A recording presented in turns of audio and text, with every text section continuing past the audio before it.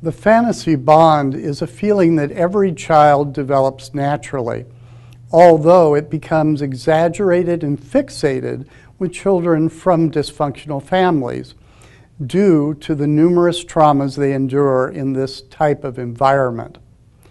All children believe that his or her parents are God, that they're all-knowing and all-powerful. Therefore, if a parent treats a child poorly, there's a part of the child that will be angry or hurt and blame the parent. But that is really scary for the child because it brings up all of their abandonment issues. The tendency then is to have a crisis of faith and to internalize the shame.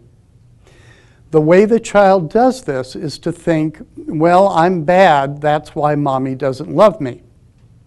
Besides, mommy is so overworked that she is just having problems, and that's the why she treats me this way. The child will make excuses for her. What the child is thinking, of course, is that eventually he will be such a good boy that mommy would then love him. That would work if it was the child's problem. But since it's really the parent's problem, it doesn't have a chance of succeeding. The idea of the fantasy bond is that mommy and the child are one, and they will never die or separate. That doesn't work in reality either. So what the child wants is to finally get mommy to love them. Since the child is now an adult, they look for an adult woman to fulfill this wish without realizing what they are doing. It is amazing how close the dynamics will become between these two adults and what occurred between the child and the parent from the past.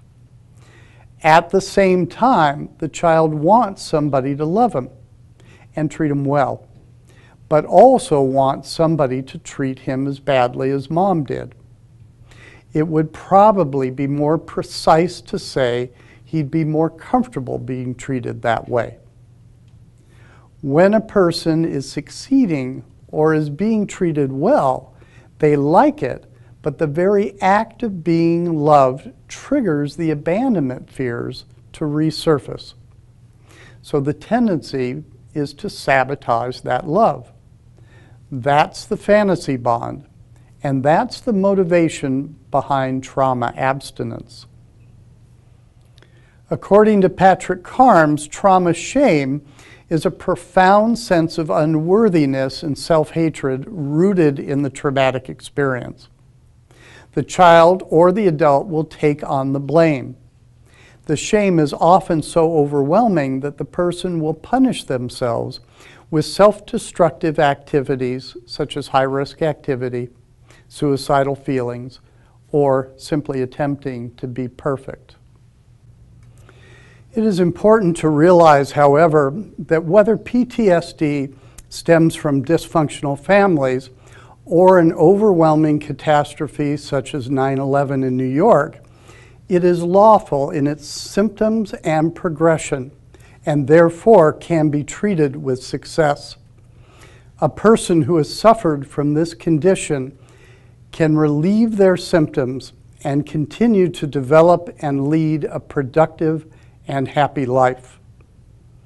Traditionally, PTSD has been treated with relaxation techniques, behavioral strategies, supportive psychotherapy, and the catharsis of reliving and expressing the original trauma. These stratagems have proved helpful and are still essential, but newer and more effective techniques are now available that greatly accelerate treatment. There are 4 major ways to effect change quicker and less painfully than traditional psychotherapy, which works mainly with only the human brain. The first technique is hypnosis. Since people are more sensitive and suggestible under hypnosis, this is often an effective way to cut the stimulus-response pattern that has developed over time. A clinician can ask the client to experience the past painful traumas with a greater sense of calm or with more effective skills than they had as a child. This alters the experience of the original trauma itself. Hypnosis can be quite beneficial, but does not seem to be as helpful as some of the newer techniques. It appears that the newer models of therapy often produce more congruence and longer-lasting change than I have found with hypnosis.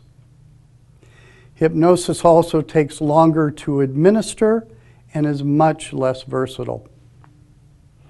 The second way to enable change is EMDR, which is an effective and quick way to deal with trauma and is widely practiced. It is a new therapy that is fast and relatively painless.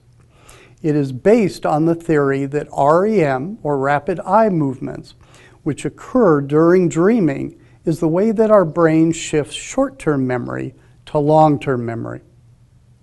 Long-term memory doesn't have much emotion or immediacy connected to it. In this technique, clients hold the most salient aspect of the trauma in their mind as the therapist moves a couple of fingers of their hand in front of their face to induce rapid eye movements.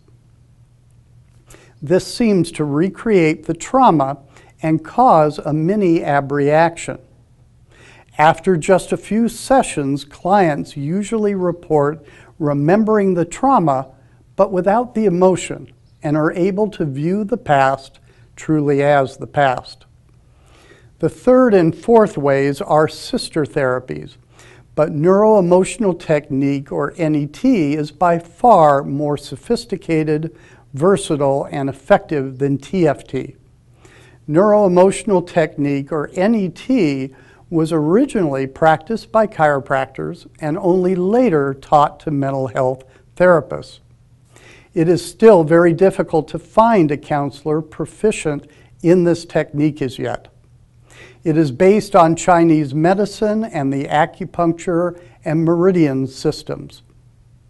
It allows a clinician to follow the body's own present traumas and feelings and discover whether these feelings might be related to past traumas. It then enables a clinician to tap lightly on a few points of the body around the spine, and the toxic memory of the issue is released. This allows the affected person to be more fully in the present adult mode, where effective action and change is easier to initiate. If a person's adult abandonment feelings are complicated by feeling the abandonment that they experienced when they were 10 years old, a person will be less competent in the present situation. NET releases old and present traumas residing in the body quickly and effectively. This is why NET is so effective for the problem of post-traumatic stress disorder and repetition compulsions. As stated earlier, PTSD is about delayed grief, or to say it another way, energy that becomes stuck.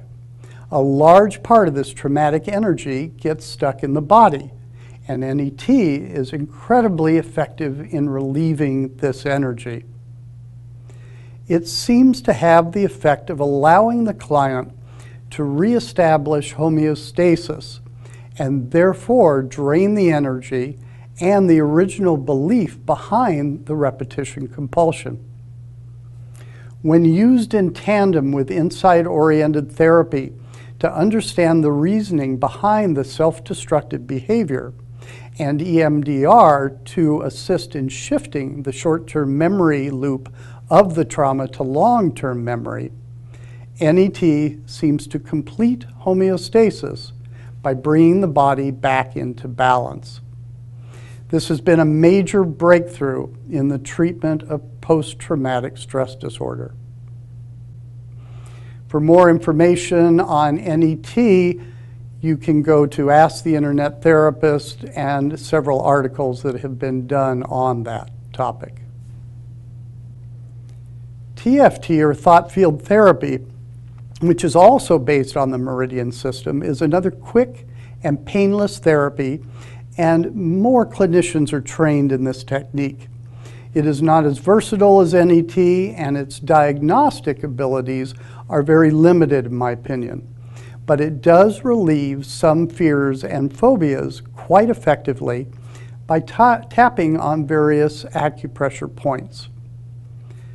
This tapping tends to bring the nerve cells back to homeostasis, and therefore the fears, phobias, and addictions are greatly reduced or relieved. TFT works especially well with single event traumas, such as the fear of an animal due to an unpleasant past encounter. All of these so-called power therapies seem to work to affect change on levels other than the conscious plane. They are often faster and much more effective than traditional forms of therapy. This is because they focus on the more primitive brains, which are not usually reached by older therapy modalities, such as talk therapy. I believe fully that insight is important, and this is often provided by traditional counseling. But change is not as quick or complete without accessing the more fundamental brains. This is done most efficiently by the newer therapies. The damaging effects of PTSD are debilitating for the person who has experienced them and the family unit to which the person belongs. The repressed memories of the trauma strive desperately to break through to the individual's conscious mind. Frequently, a PTSD sufferer will turn to alcohol and drugs in a futile attempt to blunt the trauma. Luckily, these newer therapies and the traditional ones are effective to deal with most PTSD issues.